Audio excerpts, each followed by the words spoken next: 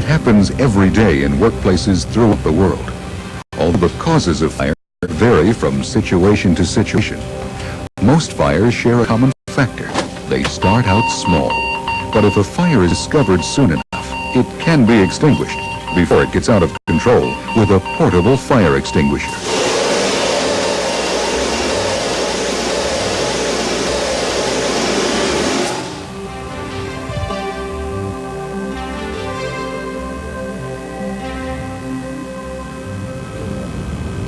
Portable fire extinguishers are a common sight in the workplace and are also standard equipment on fire engines and emergency vehicles. They're considered the first line of defense when a fire occurs. Yet the untrained person, extinguishers may provide a false and potentially dangerous sense of security. Make no mistake, portable fire extinguishers are effective firefighting tools, but only if they're used properly and on the types of fires they've been designed for. Portable fire extinguishers come in a variety of sizes. Some weigh only 2.5 pounds. Others can weigh several hundred pounds. Yet the effectiveness of an extinguisher isn't just determined by size. It's also determined by the training and knowledge of the person using it. There are several types of portable fire extinguishers. Each is designed to fight a specific class of fire and may not be effective on other types of fires. So, proper selection and placement of extinguishers is important. Some fires may not be easy to extinguish. Fighting large fires or fires in complex situations require the use of protective clothing or specialized firefighting techniques. Before you attempt to extinguish the fire, it's important for you to know what type of fire you're dealing with, how to operate the extinguisher, and how to correctly put out the fire. Fire is a chemical chain reaction between fuel, heat, and oxygen. This relationship is known as the fire tetrahedron. If you interrupt the chemical chain reaction or take away any of the other three elements, you put out the fire. This is what an extinguisher does. Fire can develop with a number of different fuels, and extinguishers for one type of fuel aren't always effective on other fuels. Fire is divided into 4 classifications, and extinguishers are available for each one.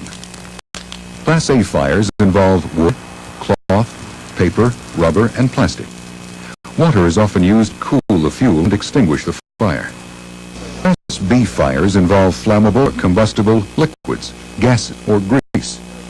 These fires require extinguishers like carbon dioxide, foam, dry chemical, or halon, which deprive the fire of oxygen or interfere with the chemical chain reaction. Class C fires involve energized electrical equipment that may present a shock hazard to someone attempting to extinguish the fire. Class D fires involve combustible metals such as magnesium or lithium. These fires require a dry powder which smothers the fire and doesn't react with the burning metal. Extinguishers suitable for these different fires are categorized in the same manner as the class of fire they work on. To help identify a proper extinguisher, 2 types of symbols have been developed.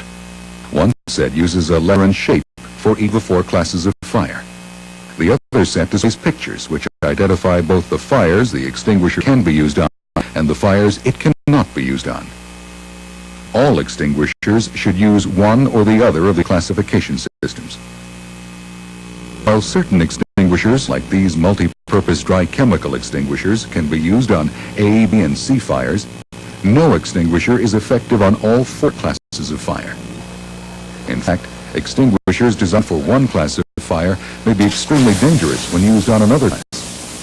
For example, a water extinguisher is not recommended for use on a Class B or flammable liquid fire because it may spread the fire.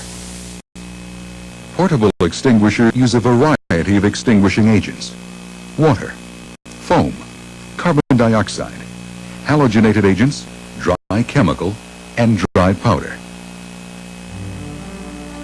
Pressurized water extinguishers are commonly found in office areas and are very effective on small fires involving ordinary combustible materials. A water extinguisher weighs about 20 25 pounds, so it may be necessary to place it on the ground. To operate this unit, pull the safety pin, breaking the seal. Now, hold the hose in one hand, aim it at the fire, and squeeze the handle. Water extinguishers may reach 30 to 40 feet away when first discharged. This allows you greater safety in approaching the fire. Aim the stream of water at the base of the fire and apply water from side to side in a sweeping motion. As the water pressure drops off, you may need to move closer to the fire. Do so only if your initial efforts have been successful in slowing the fire. The pressurized stream may scatter the flaming debris. To avoid this, as you get closer, use your fingertip to change the water stream to a spray. Water extinguishes a fire by absorbing the heat, so it's important to make sure all the fuel is thoroughly soaked. Separate the fuel and continue soaking it. The extinguisher will empty in about 1 minute if used continuously. Another water-based unit is the foam extinguisher, commonly known as AFFF or aqueous film-forming foam. Foam is designed to extinguish Class B flammable liquid fires, but can also be effective on Class A fires. There are two types of AFFF extinguishers. These units look like pressurized water extinguishers. The major difference is the aspirating nozzle, which injects air into the foam. One contains a pre-mixed foam solution. The other contains only water, which passes through a foam cartridge when the extinguisher is discharged. The foam creates a blanket which smothers the fuel. To operate the extinguishers, pull the pin, aim the nozzle, and squeeze the handle. AFFF extinguishers empty in about 1 minute. They're most effective at a range of 10 to 20 feet. Depending on the size of the fire, it may be necessary to start at the maximum range and then work your way in. There are several techniques for using an AFFF extinguisher on flammable liquids. For spills, splash the foam directly in front of the fire. If the fire is an open container, play the discharge against the inside back wall of the container. This spreads the foam back over the fire. The foam acts as a barrier to exclude oxygen from the fire and prevent vaporization of the fuel. If you are unable to play the foam off the back wall, you can spray the foam directly into the liquid. It's important, however, to momentarily divert the stream so the foam blanket can seal itself and completely cover the liquid.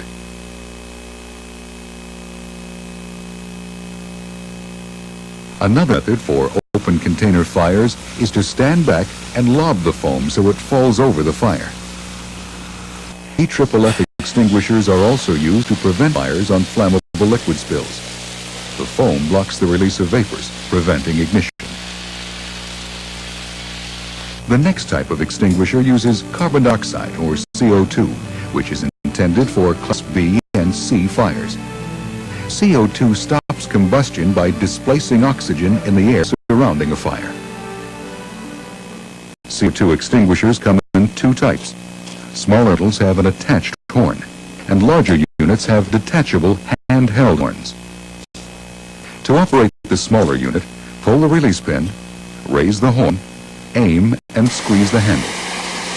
CO2 should be applied as close to the base of the fire as possible. To operate the larger unit, remove the pin, hold the horn in its hand grip, aim the fire, and squeeze the handle. It's very important to remember not to grab the horn while operating these extinguishers. CO2 extinguishers emit a frigid gas, so the horn gets very cold. For fires involving electrical equipment, aim a discharge directly at the flames. Continue discharging the extinguisher to assure the fire is out and to prevent the fire from reigniting. De-energize the equipment as soon as possible to eliminate the electrical hazard. CO2 extinguishers have a limited range and are affected by wind and draft. Halogenated extinguishers are generally rated for Class B and C fires. However, some may have a Class A rating as well. Halon, like CO2, is a gas. To operate the extinguisher, remove the safety pin, aim the nozzle, and squeeze the handle.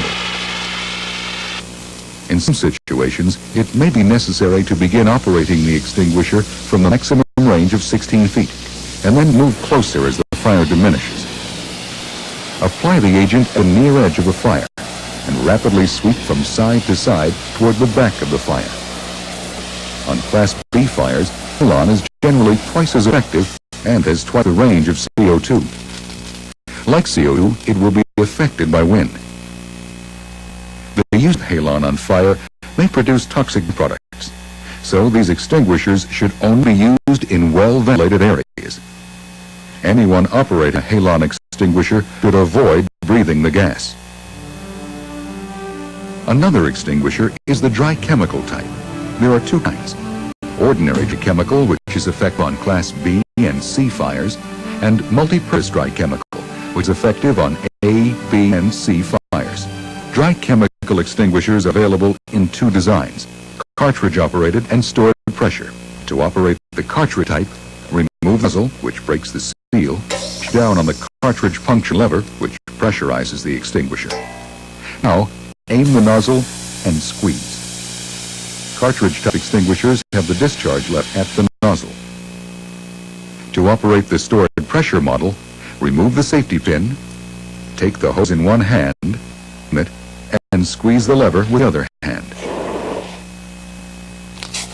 Discharge from the maximum range and apply in a sweeping motion. It may be necessary to move in closer as the pressure drops, providing the agent has been initially effective in knocking down the fire. Multi-purpose dry chemical extinguishers are effective on Class A, B, and C fires. The agent tends to soften and stick and comes in contact with surfaces. So for Class A fires, it's important to thoroughly cover the burning embers to form a coating which isolates fuel and prevents reignition. Multi-purpose dry chemicals do not penetrate the surface of ordinary combustibles, so it's important when the fire is out to break apart the material and continue to coat it.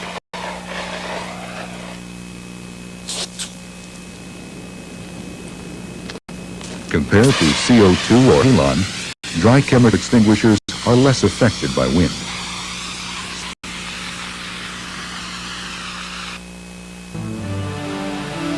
The final class of fire is Class D, combustible metal fires. These fires typically happen in machining areas. They're extinguished with either a handheld dry powder extinguisher or loose dry powder applied by scoop or shovel. Combustible metal fires are persistent, hard to extinguish, and highly reactive, especially when metal is moist with water, machine lubricants, or other fluids. Applying a wrong type of extinguish agent, like water on a combustible metal fire, could cause a violent reaction.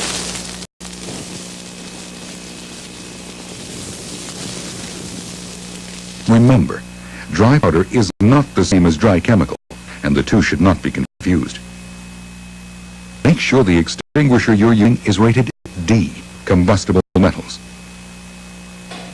Dry powder extinguishers are cartridge operated. To operate, remove the nozzle, which breaks the seal. Push the cartridge puncture lever. Aim the nozzle and squeeze.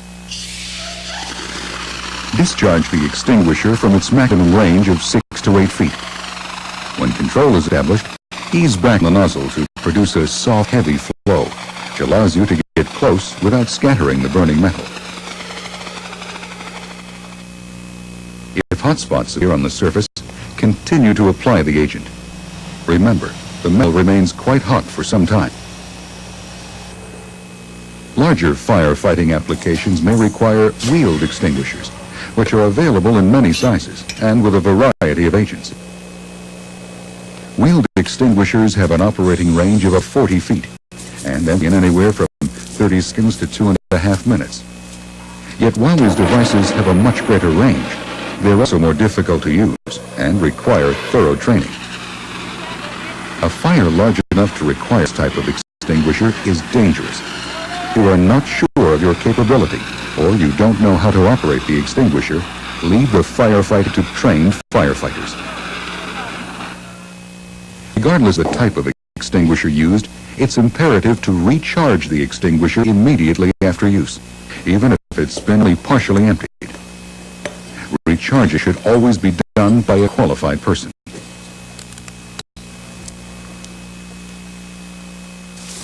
There are other aspects of using a portable fire extinguisher that are equally important, like when to use one, when not to use one, and when to stop using one and get to safety. It's important to understand the limitation of portable fire extinguishers. For example, most completely discharge in less than 1 minute, some as quickly as 8 seconds. They have a limited range and a limited amount of agent. And most portable fire extinguishers have restrictions as to the types of fires they can extinguish. If you discover a fire, first sound the alarm. Then call the fire department, regardless of how small the fire seems. Remember, fire can grow from a small blaze to a roaring inferno in as little as 2 minutes. Evaluate the fire. If the fire is large, burning out of control or creating lots of smoke, it's already too late. If it hasn't reached that stage yet, then ask yourself these important questions. What's burning, and what type of area is the fire in? Is there thick smoke, or are there any other hazards? Do I have correct equipment to fight the fire? Do I have the training to fight a fire alone? Of course, nothing guarantees that a fire will never happen. However, careful planning and training are important steps in fire prevention. Make sure the fire extinguisher matches the potential fire hazard and is in the proper location. It should be clearly identified and easily reached. Know the difference between Class A, Class B, Class C, and Class D fires. And get the proper training, because there's probably going to come a time when you'll need to use a portable fire extinguisher.